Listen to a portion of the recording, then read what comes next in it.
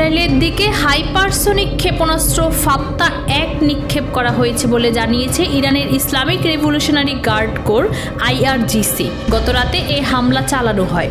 CNN জানিয়েছেন ইরানের আধা সরকারি মেহের সংবাদ সংস্থা দাবি করেছে ইরান ইসরায়েলের দিকে ফাত্তা ক্ষেপণাস্ত্র নিক্ষেপ করেছে, তবে এই দাবির সত্যতা যাচাই করা যায়নি।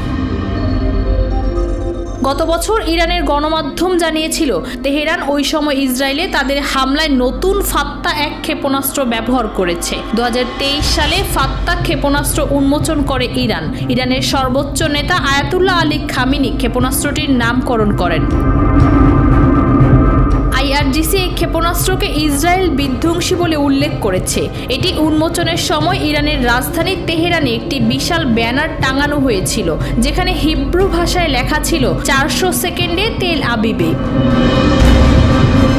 IRGC ফাত্তা ক্ষেপণাস্ত্রকে হাইপারসোনিক হিসেবে দাবি করলেও সামরিক বিশ্লেষকরা এর প্রকৃত হাইপারসোনিক সক্ষমতা নিয়ে সংশয় প্রকাশ করেছেন। অতি উচ্চ গতির হাইপারসোনিক ক্ষেপণাস্ত্র অনেক সময় বর্তমান আকাশ প্রতিরক্ষা ব্যবস্থার সাড়া দেওয়ার আগেই লক্ষ্যবস্তুতে আঘাত হানতে পারে এবং মাঝপথে দিক পরিবর্তন করতে পারে।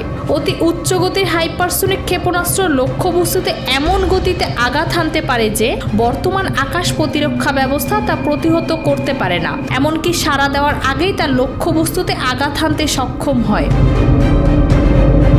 ফৌজিয়া আক্তার, নিরপেক্ষ নিউজ ডেস্ক।